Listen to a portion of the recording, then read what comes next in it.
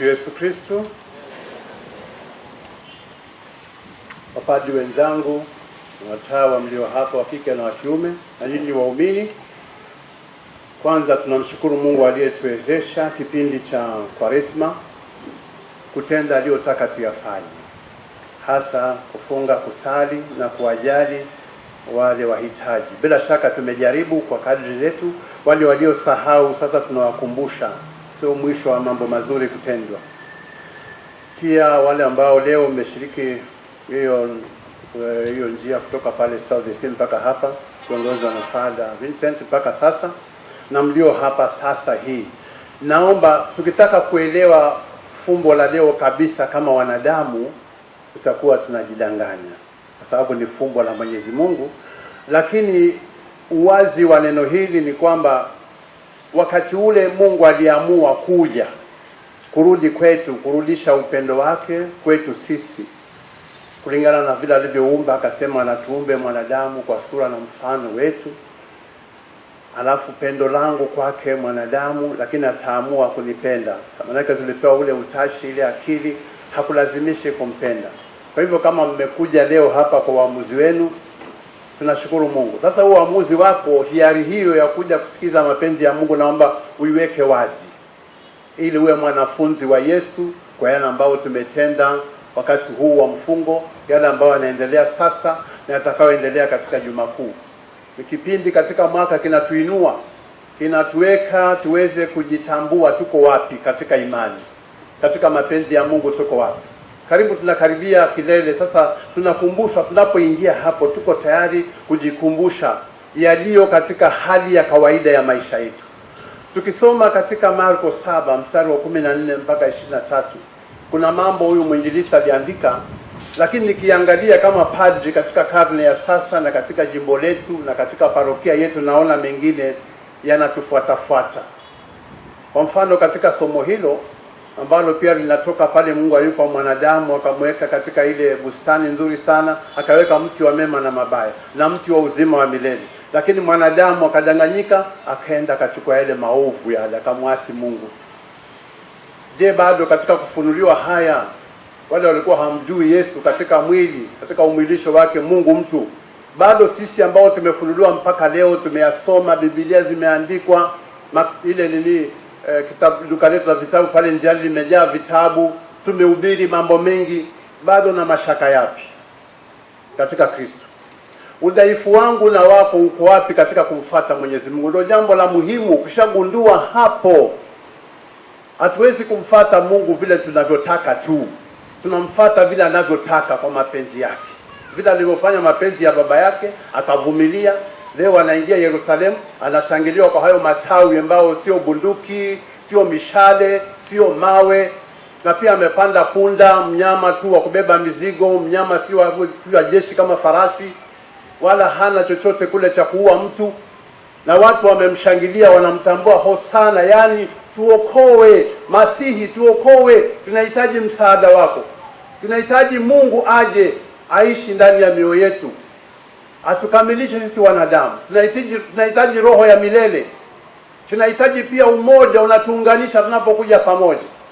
Sasa tukisoma hilo somo kidogo, utaliona mambo kama haya, mawazo machafu kwa jirani. Je, bado yako mawazo ya kudhaniwa mambo mabaya mabaya? Unamuona mwenzako, unamdhania maovu, unampangia maovu, unamtendea maovu. Je, Yesu aliyekuja hajabadilisha hiyo kwangu na kwako? Jambo la uasharati pia linaendelea. Uasharati ambapo Mungu ameumba mke na mume, tukiangalia vizuri tunajua labda ni damu hasa ya kutumia mili yetu vizuri. Hapa tunaona mwanamke na mwanamume, mwanamke na hatujaona kiumbe kingine hapa. Kuna lengo na Mungu ana mpango hapo. Na kama ni kuoa, Mungu amekupangia. Kama hutaolewa, utaoa, Mungu amekupangia maisha. Kama nitakuwa kasisi, ni hivyo. Kama nitakuwa mtawa, ni mpango wa Mungu. Kwa nini siwezi kumiliki hasa kwa ajili ya Ukristo, nikamiliki tamaa zangu, nikaheshimu walioolewa, nikawalea wadogo pia wakakua? Anake miongoni mwetu tunaona wadogo pia wanapata watoto mapema hata wangali shuleni. Tutapata ni mtu mzima ameshughulika. Tutapata katika familia imeshughulika. Je, Yesu ameshuka kwako ama hajashuka? Yesu alisemaje jambo hilo? Mambo ya wizi pia, chukua mali isiyokuwa yako, hata kwenye amri za Mungu ziko pale. Tuangalie kabisa katika maisha ya kawaida, sio tukaongea mahubiri mazuri ambayo hayaingii, hayalingani na maisha ya kawaida. What is on the ground? Kitu gani kinatendeka katika nyumba zetu, mitaa yetu, ofisi zetu, nchi yetu? Mambo ya siri sisi tukitoka hapa, tumetoka hapa kanisani. Hapa ndani ya kanisa kila mtu ana uso wa utakatifu. Yale yote ambayo ningeyatenda tabia zangu na yaficha mpaka nifike pale mahali naona uso mwingine unaingia. Inakuwaje niwe na nyuso nyingi na mimi ni Mkristo? Mauaji pia. Yale mauaji ya mwaka 2007 yasirudie tena katika maisha yetu. Wanadamu ni wale wale. Tulioua Wakenya wenzetu wengi sana kwa sababu ya tamaa ya siasa, kwa sababu ya uongozi. Labda ni wewe ungeuawa bado naishi. Hujui kwa nini unaishi wewe? Maana aliyekufa ni kama mimi na wewe. Hata padri mmoja aliuawa pia. Saa hizi bado tuko hapa kanisani, ngoja tu mwezi wa 6 na 7 ufike tutakapogawanyana katika makabila sasa. Mimi ni wa mkoa, mimi ni wa county fulani, mimi ni wa kabila fulani, mimi ni wa watu, naanza kujipanga panga. Kwani Kenya imeumbiwa kabila fulani? Kenya ni ya watu wote, na kitu kinatakana ni uzalendo na kuomba kabisa kwa imani ambayo Mungu ametufungulia, atujalie vile wale viongozi ambao wametoka kwake. Si kwamba tumewasukuma kwa sababu nalinda mali yangu, nalinda wizi wangu, nalinda kabila langu, nalinda mambo yangu mapende, na maana naona kama ikiondoka mimi nitakosa, naficha uovu wangu. Tukifanya hivyo mengi yanatuandama. Tumeona ukame umetokea mwingi sana, watu wanakufa njaa. Kwa nini wenzetu wanakufa? Na kweli sijaona, nashukuru sana waliotusaidia chakula na maji, lakini sijaona mtu mkubwa sana wale wenye hela. Hata kule Somalia naona jilori limeingia kubwa hapa, anasema Father Korea, kuanzia leo usiwaulize Wakristo chakula, mimi kwa utajiri wangu I own Kenya, nitaenda kulisha watu wa Kilifi na Kwale, naweza kuwalisha wote. Itakauka, mvua inanyesha, tumepata vimboga mchicha na hapa atajitokeza I own Kenya. Anajitokeza haraka, mimi ndio namiliki Kenya, maana yake ni tajiri sana Kenya. Utajiri wako bila kutusaidia hatutaki, hautufai, sio? Leo na watu wa kawaida tu, naingia mifuko miwili, maji analeta, tunapelekea watu kule, wanapokea na kunywa. Mtu wa watu anakunywa na tuliza kiu kule. Wewe umemsaidia, umefanya hivyo. Tungefanya zaidi. Hapo pia tunaomba sana, ikiwa tuna kitu kama nguo tunataka kutoa kwa Mungu ili muhitaji apate, usilete nguo kuu ile imezeeka, imeisha, wewe umemaliza, huwezi kuivaa, ndio unapelekea fadha apatie mwingine. Kwa kweli hapa si mahali pa kutupa kama Jalalani kule ambapo kunaitwa Kibarani ama kule Mwakirunge. Hapa ni mahali wataka baraka. Nunua kitu kizuri cha kupendeza. Hata yule akivaa, si watoto waonyesha kidole nguo sema mama fulani. Jamani, viatu taletaji wewe Mkristo mzima viatu vimeisha soli ndio unapelekea mtu avae. Wataka alemae kabisa. Vimetoboka mbele unampatia. Hata mwanafunzi ukimpatia kiatu umetoa, hawezi kwenda nacho shuleni, atafukuzwa arudi nyumbani. Jamani, imani ya kupeleka uchafu katika mambo ya huruma tuondoe. Peleka yale mazuri Mungu amekubariki. Hapa sijaona mtu amevaa nguo kuukuu hapa. Umevaa vizuri, unang'ara. Kwa nini umpelekee muhitaji kitu ambacho kimezeeka? Hiyo ni imani kweli.